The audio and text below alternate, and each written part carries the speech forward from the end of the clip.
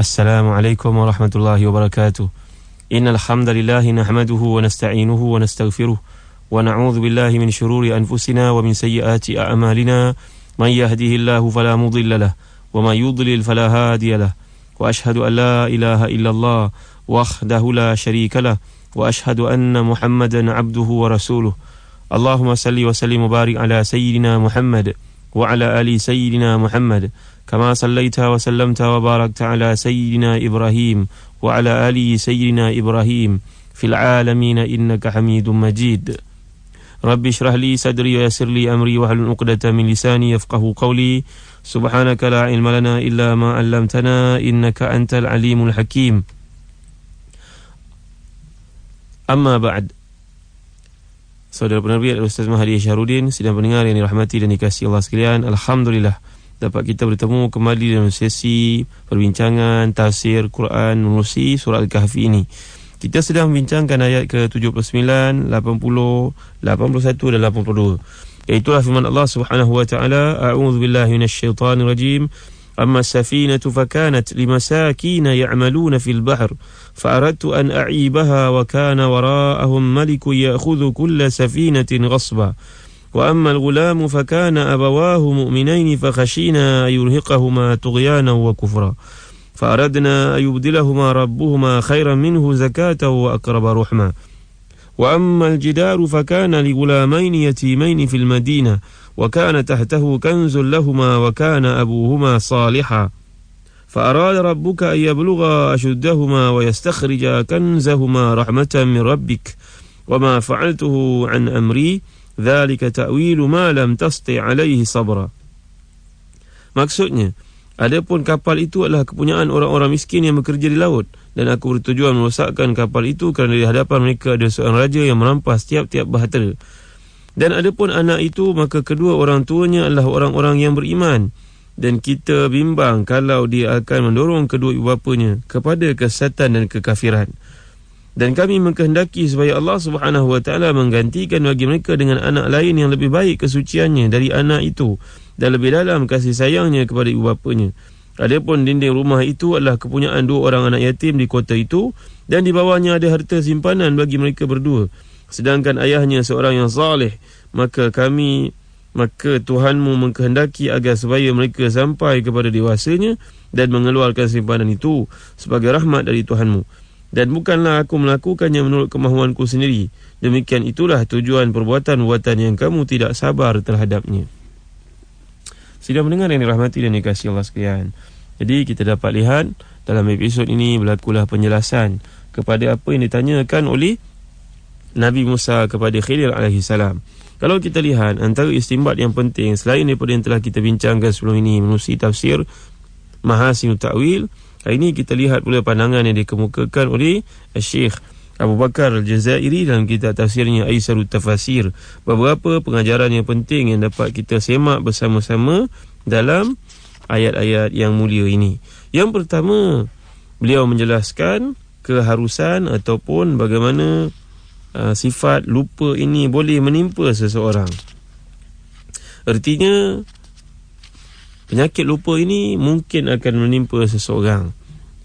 Lupa adalah satu perkara yang Allah SWT jadikan pada manusia. Dulu pernah kita bincangkan doa yang diajar oleh Nabi SAW kepada Sayyidina Ali karamallahu wajhah waktu beliau mendakwa beliau ini diserang penyakit lupa dalam menghafaz ayat-ayat Quran. Dan hadis ini dijelaskan oleh Imam Tirmizi sebagai hasan gharib.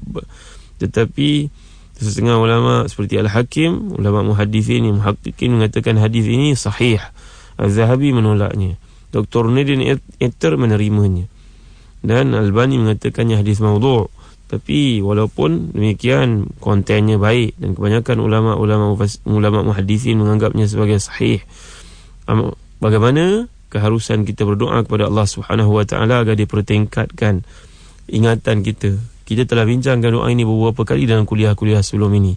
Bagi muslim-muslimat, para pendengar yang berminat untuk hafaz doa ini, ada dalam buku yang saya namakan 101 doa dan adab pelajar ke arah kecemerlangan. Walaupun fokusnya kepada pelajar, tetapi ibu bapa juga harus menghafaz doa ini dan mengamalkannya. Ada tertibnya panduan yang disebutkan mengikut amalan yang diajar Nabi SAW untuk bangun qiyam, berdoa agar hilang penyakit lupa itu. Di sana ada beberapa pengajaran lain, bahawa penyakit lupa ini bukan menimpa seseorang walaupun orang ini salih. Salih satu perkara, lupa perkara yang lain. Tidaklah makna orang ni salih dia tidak pelupa, dia boleh pelupa juga, kerana buktinya dalam kes ini Nabi Musa terlupa lantas sebenarnya kan soalan yang menyebabkan Khidir mengancamnya untuk meninggalkannya, mengatakan kepada dia, hadza firaqu baini wa baini, cukuplah setakat ini, kamu berjanji tapi kamu mungkiri. Dia terlupa, masalahnya terlupa terhadap perjanjian awal yang telah mereka sepakati bersama-sama. Itu yang pertama. Yang kedua, kalau kita lihat, Al-Jazairi menerangkan kepentingan kita memohon kepada Allah Subhanahu Wa Taala dari masa ke semasa supaya ditambah ilmu kita. Itu sebabnya Allah Subhanahu Wa Taala mengajar Nabi sallallahu alaihi wasallam dengan doa dari ayat 114 surah Taha. Wa qur rabbi zidni ilma. Katakan wahai Muhammad, Tuhanku tambahlah ilmuku. Dan ada banyak doa-doa yang Nabi sallallahu alaihi wasallam mengajar kita untuk kita amalkan. Contohnya, dalam sebuah hadis yang sahih riwayat Bukhari dan Muslim, Nabi mengajar sahabat membaca, Allahumma anfa'ni bima 'allamtani wa 'allimni ma yanfa'uni wa zidni ilma. Allahumma anfa'ni bima 'allamtani wa 'allimni ma yanfa'uni wa zidni ilma. Dalam hadis yang diriwayatkan oleh Tirmizi, Ibn Majah, dianggap sahih oleh Al-Albani, Nabi mengajar doa ini kepada Abu Hurairah. Abu Hurairah meminta kepada Nabi agar mengajarkan kepadanya doa kerana beliau seorang yang pelupa. Hasil daripada doa ini diajar Nabi SAW buatnya menyebabkan Abu Hurairah ni mengingat semua hadis-hadis Nabi, dan beliau merupakan orang yang paling banyak meriwayatkan hadis-hadis Nabi. Walaupun tempoh keislamannya dengan tempoh kewafatan Nabi adalah singkat, 3 tahun saja, 3 tahun setengah saja, tetapi beliau merupakan sahabat yang paling banyak meriwayatkan hadis dari Nabi SAW. Kerana berkat doa yang Nabi ajar yang beliau amalkan. Allahumma anfa'ni bima 'allamtani wa 'allimni ma yanfa'uni wa zidni ilma. Maksudnya, Allah, berilah manfaat kepadaku atas apa yang telah Engkau ajarkan, dan ajarkanlah kepadaku apa yang bermanfaat bagiku, serta tambahkanlah ilmuku ya Allah. Doa ini juga saya sebut dalam hadis Mutiara 101, hadis-hadis sahih.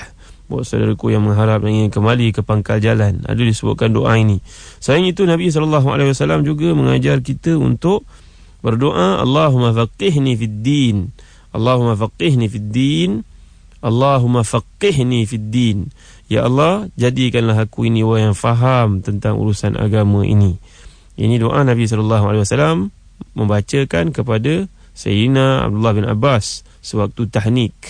Adalah menjadi satu sunnah, bila anak yang baru lahirkan, kita minta orang alim lagi salih untuk mama sedikit korma, sedikit secuit. Kemudian kita ambil bahagian yang dikeluarkan daripada mulut orang alim ini, orang salih ini, kemudian kita rasakan di dalam mulut baby kita, bayi itu. Mudah-mudahan mewarisi sifat ketokohan, kesalihan dan juga alim menjadi itu. Ini merupakan amalan Nabi SAW. Selain itu, sidang pendengar sekalian, ada doa yang juga saya sebut dalam buku 101 doa dari hadis-hadis sahih. Mudah-mudahan dapat diamalkan. Nabi SAW telah mengajar kita untuk beramal dengan doa, Allahumma inni a'udhu bika min qalbin la yaghsha' wa min du'a'in la yusma' wa min nafsin la tashba' wa min ilmin la yanfa'. A'udzu bika min haula'il arba'. Allahumma inni a'udzu bika min qalbin la yakhsha' wa min du'a'in la yusma' wa min nafsin la tashba' wa min ilmin la yanfa'. A'udzu bika min haula'il arba'. Allahumma inni a'udzu bika min qalbin la yakhsha' wa min du'a'in la yusma' wa min nafsin la tashba' wa min ilmin la yanfa'. A'udzu bika min haula'il arba'.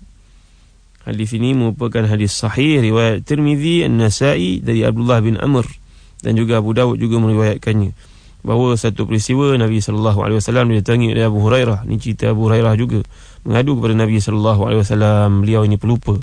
Nabi SAW telah membentangkan kain selipang, kain serbannya di atas permukaan masjid Nabi SAW ini.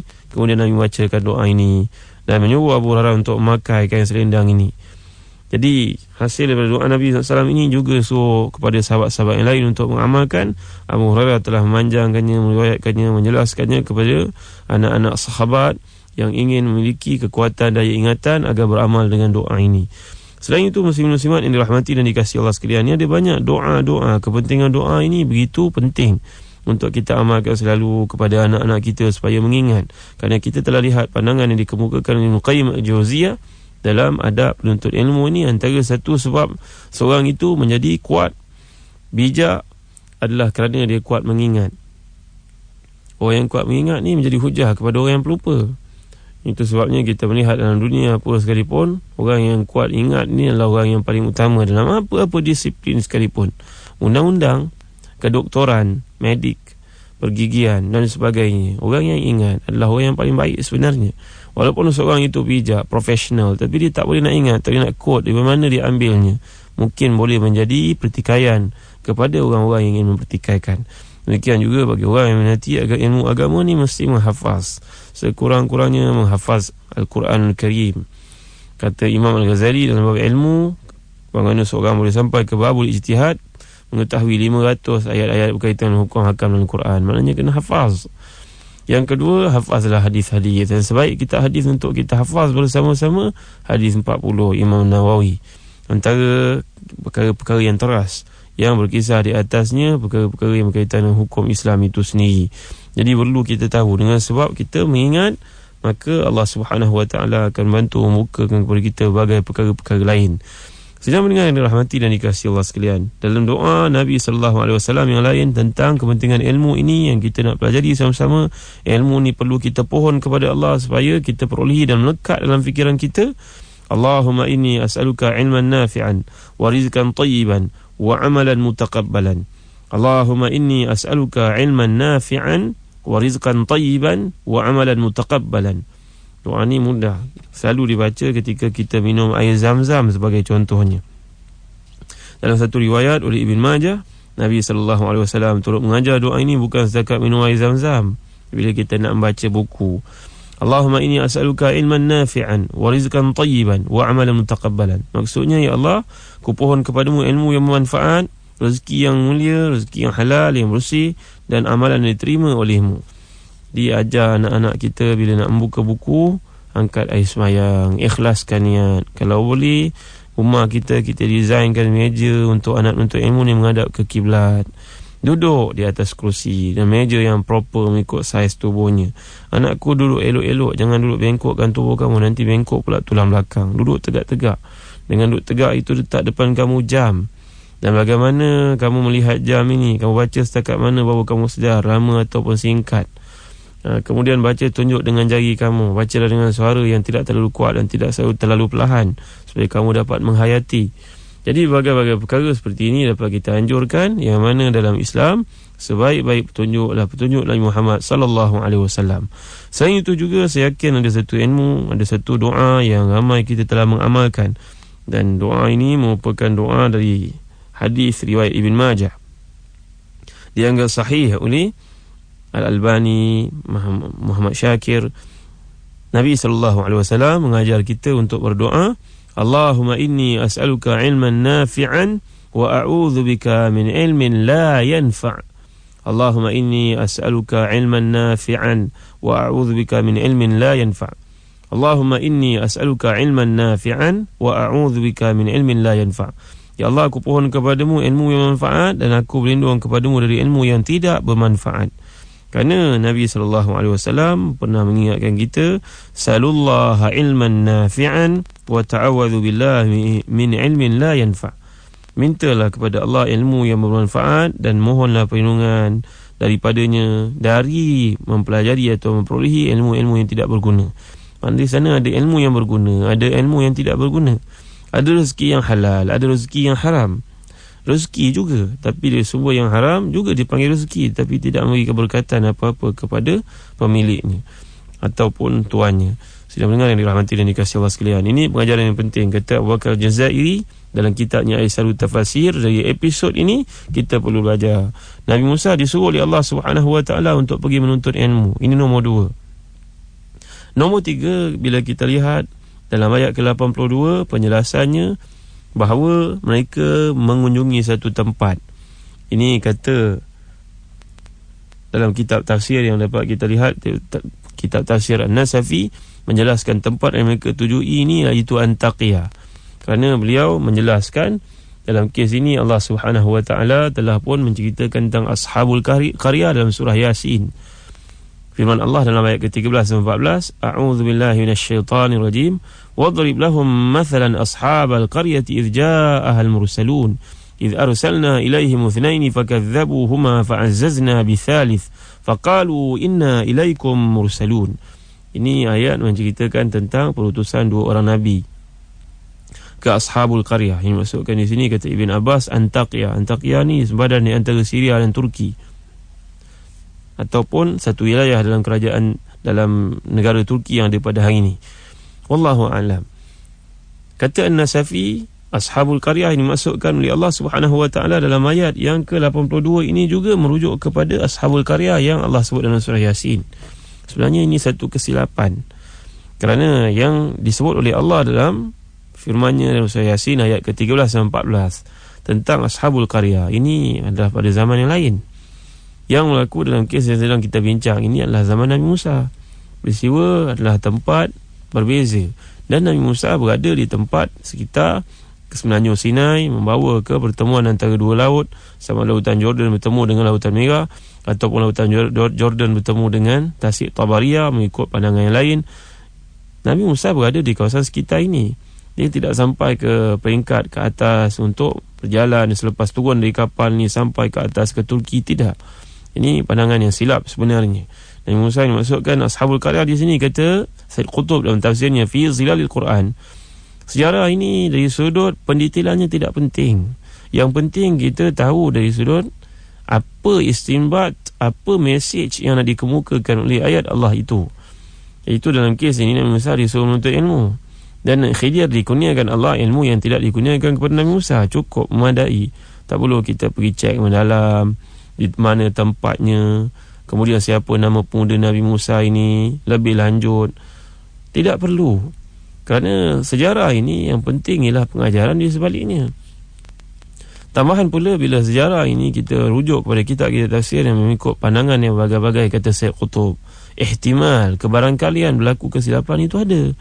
Kerana zaman kita teknologi yang tinggi, globalisasi pada hari ini, pakai tip, pakai kaset, pakai perakam apa sekalipun, recorder macam mana canggih sekalipun, subjek kepada pertikaian orang.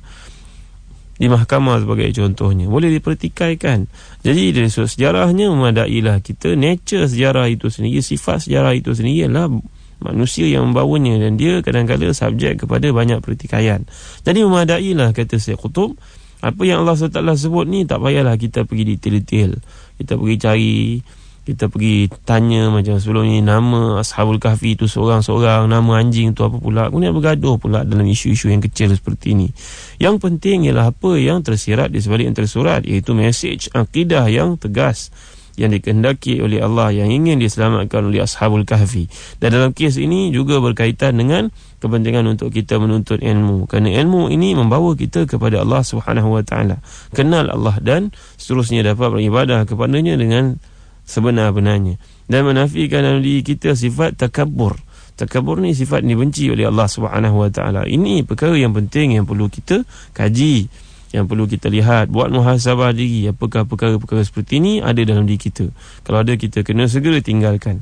InsyaAllah dalam kuliah akan datang kita akan melihat lebih lanjut bahasan ayat ke-79 dan 82 ni belum tamat lagi sebenarnya. Wallahu a'lam. Wa sallallahu ala sayyidina Muhammad wa ala alihi wa sahbihi wa baraka wa sallam. Wassalamu alaikum warahmatullahi wabarakatuh.